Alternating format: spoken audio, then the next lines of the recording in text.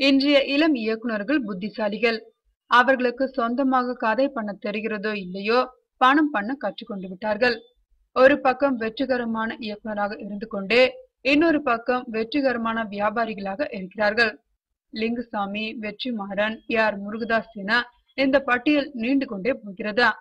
எந்த ஒரு படம் வெற்றி அடைந்தாலும் அந்த படத்தின் ஹீரோ இயக்குனரை அழைத்து தன் பேனருக்கு படம் பண்ண சொல்வதில் லிங்குசாமிக்கும் ஆர் முருகதாஸுக்கும் போட்டியே நடக்கிறதா? இப்போது லிங்குசாமி வேகத்தை குறைத்து விட்டார். ஆர் முருகதாஸின் வேகம் இன்னும் குறையவில்லை. சிவகார்த்திகேயன் நடித்த படங்கள் தொடர்ந்து ஹிட்டாகி வருவதை அறிந்து அவரிடம் கால்ஷீட் வாங்கி மான்கரத்தை படத்தை தயாரித்தார் ஆர் முருகதாஸ். பல கோடிகள் லாபம்.